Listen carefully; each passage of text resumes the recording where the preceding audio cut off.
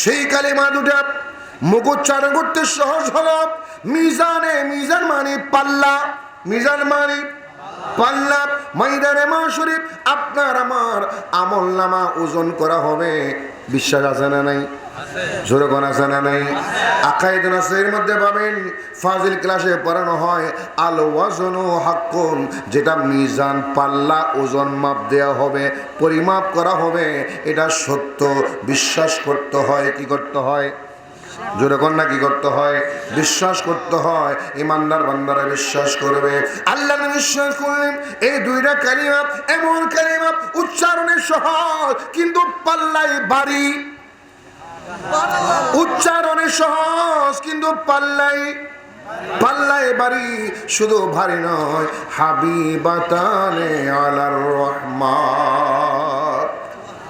নবী ইরশাদ করেন উম্মত সেই দুইটা কালিমা আল্লাহর কাছে বেশি পছন্দের। সুবহানাল্লাহি ওয়া বিহামদিহি সুবহানাল্লাহিল আযীম। সুবহানাল্লাহ বলেন। সেই দুইটা কালিমা সুবহানাল্লাহ, আলহামদুলিল্লাহ, সুবহানাল্লাহি ওয়া বিহামদিহি সুবহানাল্লাহিল আযীম। এই দুইটা কালিমা আল্লাহর পবিত্রতার কথা বলবেন। আল্লাহ পাক, আল্লাহ কখনো নাপাক হতে পারে না। আল্লাহ পাককে বিশ্বাস করতে হয়, সুবহানাল্লাহ বলতে হয়। একবার সুবহানাল্লাহ বললেন, একবার সুবহানাল্লাহ বললেন, এই সুবহানাল্লাহ, সুবহানাল্লাহিল আযীম বললেন, এই সুবহানাল্লাহর সওয়াব আমার নবী ইরশাদ করলেন আল্লাহর কাছে এত পছন্দ হয়ে যায়। জবানে ভারী নাকি হালকা? ভারী নাকি হালকা? এত হালকা, মিজানে কিন্তু ভারী। নবী ইরশাদ করলেন উম্মত কিয়ামতের ময়দানে আমার আল্লাহ এই সুবহানাল্লাহ বলতে বলতে বলতে বলতে এক মাহফিলে তোমরা 100 বার বলেছিলা, 200 বার বলেছিলা, হাজার হাজার মাহফিলে গিয়েছিলা, ঠিক না বেঠিক? হাজার হাজার মাহফিলে গিয়েছিলা, সুবহানাল্লাহ বলেছিলা, আলহামদুলিল্লাহ বলেছিলা। এই সুবহানাল্লাহ আলহামদুলিল্লাহর সওয়াব আপনার আমলনামায় যোগ হতে হতে হতে হতে আপনি জান্নাতি হয়ে যাবে। অন্য হাদিসের মধ্যে বলা হয়েছে আলহামদুলিল্লাহ তামলাউল মিজান। মিশকাত শরীফ আছে আলহামদুলিল্লাহ তামলাউল মিজান। আপনি আলহামদুলিল্লাহ বলেছেন, এই আলহামদুলিল্লাহ সওয়াব আপনার মিজান ভরপুর হয়ে যাবে, পাল্লা ভরপুর হয়ে যাবে, মিজান ভরপুর হয়ে যাবে। আপনি সওয়াব গুলা শেষ করতে পারবেন না। আল্লাহকে বলতে পারবেন আল্লাহ এত সওয়াব আমি কোত্থেকে পেলাম? আমার আল্লাহ বলবে তুমি তো আমার নবীর উম্মত, শেষ নবীর উম্মত মুহাম্মদ রাসূলুল্লাহ সাল্লাল্লাহু আলাইহি সাল্লামের উম্মত। যেহেতু আমার খায়াতুন নবীর উম্মত হয়েছিলাম, আমার বন্ধুর উম্মত হয়েছিলাম, শেষ নবীর উম্মত হয়েছিলাম, সেই জন্য আমি তোমাদেরকে কম আমলে বেশি সওয়াব দান করেছিলাম। কম আমলে আমল কম, সওয়াব আমল কম, সওয়াব বেশি। এটা আমার নবীর উম্মত হওয়ার কারণে। সুবহানাল্লাহ বলেন না? আমার নবীর উম্মত হওয়ার কারণে, শেষ নবীর উম্মত হওয়ার কারণে আপনি কত বড় ভাগ্যবান, কত বড় খুশনসিব। আপনি নবীর উম্মত হতে পেরেছেন। আপনি আমল করবেন কম, সওয়াব পাবেন। বলেন সওয়াব পাবেন। নামাজ পড়বেন 5 ওয়াক্ত, কয় ওয়াক্ত? নামাজ পড়বেন 5 ওয়াক্ত, সওয়াব পাবেন 50 ওয়াক্ত। কম না বেশি? কথা কন না।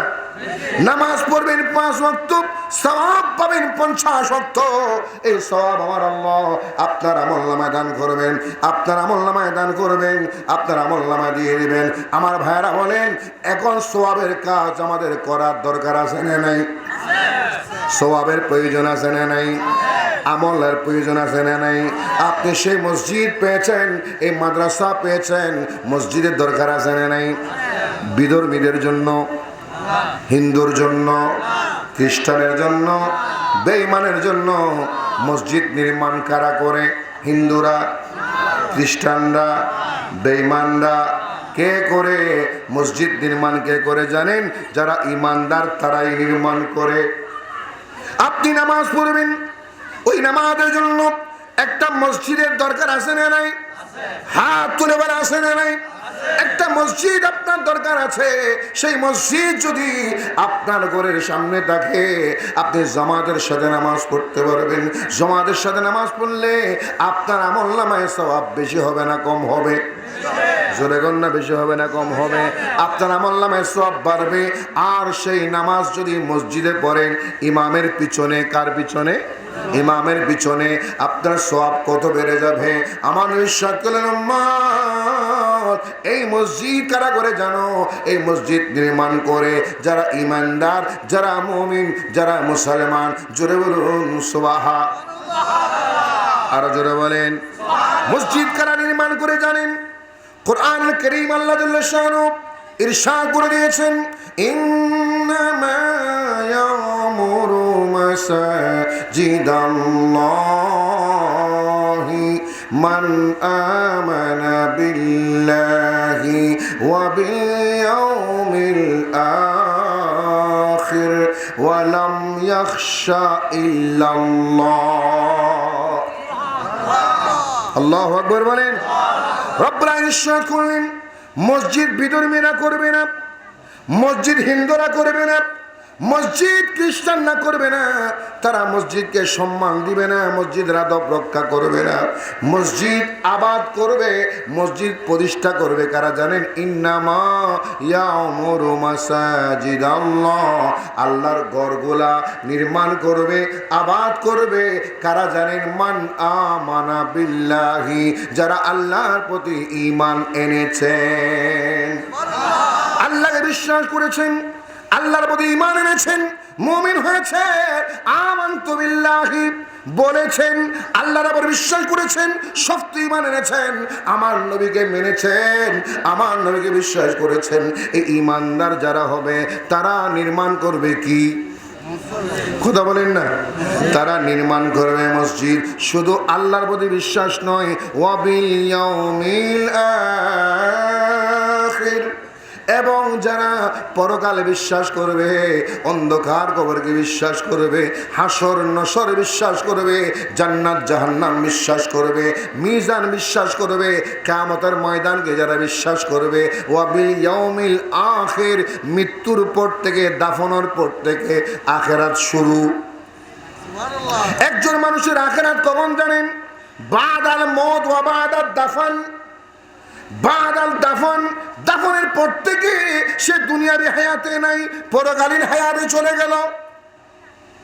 মৃত্যুর পরে, দাফনের পরে সে আর দুনিয়াবি হায়াতের মধ্যে নাই, সে পরকালীন হায়াতে চলে গেল। পরকালীন হায়াত শুরু হয়ে গেল। ওই পরকালীন হায়াত যারা বিশ্বাস করে, আমার আল্লাহ বলে, বান্দা যারা আমি আল্লাহকে মেনেছো, পরকালে বিশ্বাস করেছো, আমার নবীর প্রতি ঈমান এনেছো, এবং যারা আমি আল্লাহ ছাড়া কাউকে ভয় করে না, তারা মসজিদ নির্মাণ করবে। জোরে বলুন সুবহানাল্লাহ। এখন বলেন, আমরা আল্লাহকে বিশ্বাস করি কিনা? হাত তুলে বিশ্বাস করি কিনা? আওয়াজ দেন। ঈমান আছে না নাই? পরকাল বিশ্বাস আছে না নাই? আল্লাহ ছাড়া কাউকে ভয় করেন? বাঘকে ভয় করেন? কি বলেন? বাঘের নডরা কি হ এখন আইলি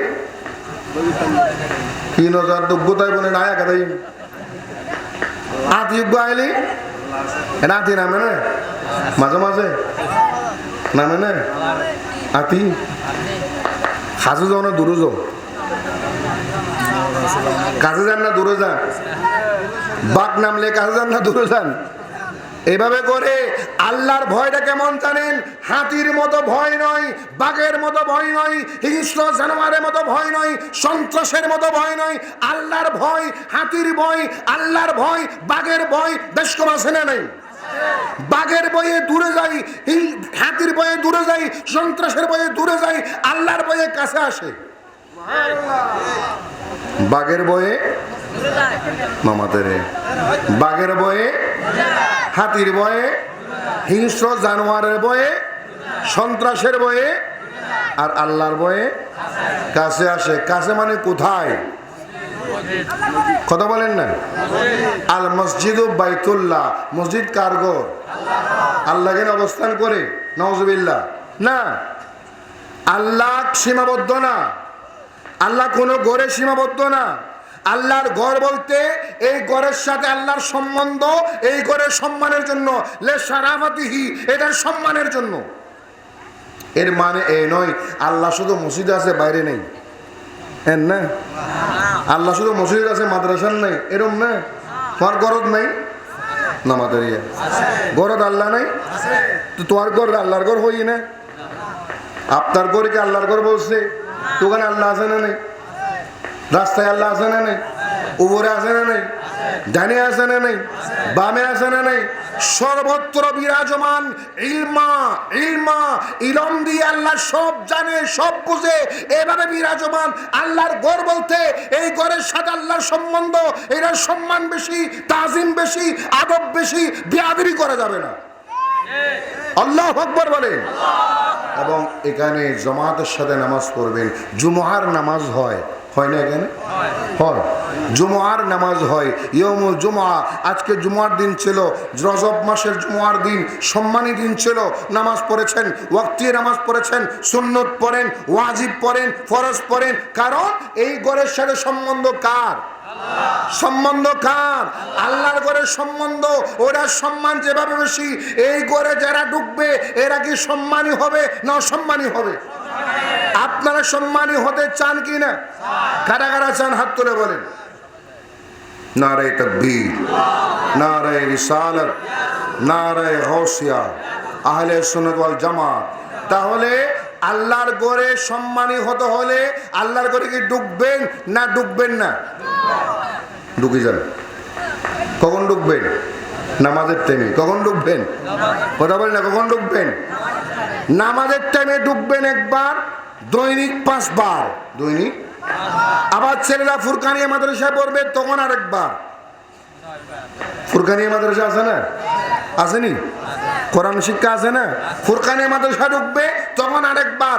এবার যতবার মসজিদে প্রবেশ করবেন আল্লাহর রহমত পাবেন, নিয়ামত পাবেন, বরকত পাবেন, হায়াত বাড়বে, রিজিক বাড়বে, সম্মান বাড়বে, আপনি তাজিম পাবেন, সম্মান পাবেন, ইজ্জত বাড়বে, দুনিয়ার সম্মান হবে, কবরের সম্মান হবে, জান্নাত আপনার ঠিকানা হবে।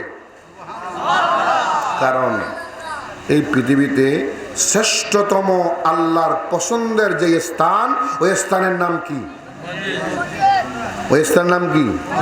মুসলিম শরীফ দেখেন, বুখারী মুসলিমের সহিহ সনদে রওয়ায়াত, নবী ইরশাদ করলেন, ক্বালা রাসূলুল্লাহ, বলেন সাল্লাল্লাহু আলাইহি ওয়াসাল্লাম, আহাব্বুল বিলাদ ইলাল্লাহি মাসাজিদুহা। সুবহানাল্লাহ বলেন। আল্লাহ ইরশাদ করেন এই পৃথিবীর জমিনে, ক্বালা রাসূলুল্লাহ সাল্লাল্লাহু আলাইহি ওয়াসাল্লাম, আহাব্বুল বিলাদি ইলাল্লাহি মাসাজিদুহা ওয়া আবগাদুল বিলাদি ইলাল্লাহ আসওয়াকুহা। জোরে বলুন সুবহানাল্লাহ। আল্লাহ ইরশাদ করলেন এই পৃথিবীর জমিনে আল্লাহর পছন্দের জায়গা একটা আছে। কার? আল্লাহর পছন্দের একটা স্থান আছে, আল্লাহর পছন্দের একটা জায়গা পাবেন, যে জায়গার নাম হচ্ছে মাসাজিদুহা, মসজিদ সমূহ। মসজিদ সমূহ কার পছন্দের জায়গা? যেরকম আল্লাহর পছন্দের জায়গায় আল্লাহর পছন্দের বান্দারা ঢুকে, আল্লাহর পছন্দের মসজিদে আল্লাহর পছন্দের বান্দারা প্রবেশ করে। আপনি ইমানদার, আপনি মুমিন, আপনি মুসলমান, আপনি কার পছন্দের বান্দা? জোরে কোন কার পছন্দের বান্দা? আল্লাহর পছন্দের বান্দা। কেন? সূরা বাকারা 165 নম্বর আয়াতের মধ্যে পেয়ে যাবেন, আল্লাহর পছন্দের বান্দারা যারা, তারা দুনিয়ার সব কিছু রয়েছে আল্লাহকে সবার উপরে মহব্বত করে। সুবহানাল্লাহ বলেন। ওই আল্লাহর দরবারে আল্লাহকে এত বেশি মহব্বত করে রব্বুল ইজ্জত করেন। সূরা বাকারা 165 নম্বর আয়াত, ওয়াল্লাযীনা আমানু আশাদ্দু হুব্বান লিল্লাহ। সুবহানাল্লাহ বলেন। ওয়াল্লাযীনা আমানু, যারা ঈমানদার বান্দা, যারা মুমিন বান্দা, আশাদ্দু হুব্বান লিল্লাহ, তারা পৃথিবীর সবার চেয়ে বেশি, বাবার চেয়ে বেশি, মার চেয়েও বেশি, ছেলের চেয়েও বেশি, স্ত্রীর চেয়ে বেশি, সম্পদের চেয়ে বেশি, টাকার চেয়ে বেশি, নেতৃত্বের চেয়ে বেশি, এই পৃথিবীর জমিনে সব চাইতে বেশি মহব্বত করে, বেশি ভালোবাসে কাকে? জোরে কোন কাকে? আপনি মুমিন হয়ে বেশি মহব্বত করেন আল্লাহকে, আর আল্লাহ বলে বান্দা আমাকে মহব্বত করলে আমার পছন্দের ঘরে প্রবেশ করো। আল্লাহুম্মা ইফতাহলি আবওয়াবা রহমাতিক, ও আল্লাহ আমি তোমারে মহব্বত করি, আমি তোমাকে ভালোবাসি, তোমার মহব্বতের জায়গায় চলে আসলাম। ডান পা দিয়ে প্রবেশ করলেন কোথায়? কথা বল না। ডান পা দিয়ে প্রবেশ করলেন, প্রবেশ করার সময় বলবেন বিসমিল্লাহ ওয়াসসালাতু ওয়াসসালামু আলা রাসূলিল্লাহ। কি বলবেন? বিসমিল্লাহ ওয়াসসালাতু ওয়াসসালামু, বলেন না, ওয়াসসালাতু ওয়াসসালামু আলা রাসূলিল্লাহ। আল্লাহুম্মা ইফতাহলি আবওয়াবা রহমাতিক। সুবহানাল্লাহ। একটু বড় হয়ে গেছে না? এটাই কিন্তু হাদিস শরীফের ভাষা।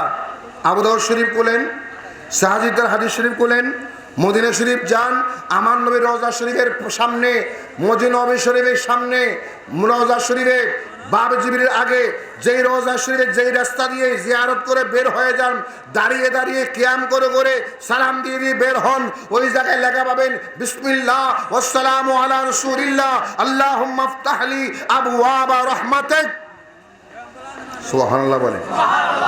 প্রথমে আল্লাহর নাম, কার নাম? কথা কন না, কার নাম? এরপরে নবীর সালাম, এরপরে নবীর সালাম, এরপরে দোয়া। কয়টা হলো? কয়টা হলো? বিসমিল্লাহ, কার নামে ঢুকতেছি? আল্লাহ রে, তোমার ঘরে প্রবেশ করতেছি তোমার নামে। ও খোদা, তোমার নবীর মাধ্যমে তোমাকে পেয়েছি, তোমার নবীর মাধ্যমে এই মসজিদ পেয়েছি, তোমার নবীর মাধ্যমে আমি দ্বীন পেয়েছি, ধর্ম পেয়েছি, ইসলাম পেয়েছি, এই জন্য আমি তোমার নাম নিয়ে তোমার নবীকে সালাম দিলাম। কার সালাম? কথা কন না, কার সালাম? নবীর সালাম। এরপরে দোয়া, আল্লাহ রে আমার জন্য তোমার রহমতের দরজা খুলে দাও। সুবহানাল্লাহ বলবেন না? আপনি আমার নবীকে সালাম দিলে নবীজি কি শুনে? নবীকে সালাম দিলে নবী শুনে? কথা কন না, শুনে। বিশ্বাস হয়? কাদের কাদের বিশ্বাস হয় হাত তুলে বলেন। মাশাআল্লাহ, আল্লাহ কবুল করে। আমিন। উম্মতেরা সালাম দিলে, উম্মতেরা সালাম দিলে নবী শুনতে পায়। উম্মতেরা সালাম দিলে, উম্মতেরা সালাম দিলে নবী শুনতে পায়। পহলে নিরা লাই গো নবী, পহলে নিরা লাই, পহলে নিরা লাই গো নবী, জোরে, পহলে নিরা লাই গো নবী, পহলে নিরা লাই গো নবী।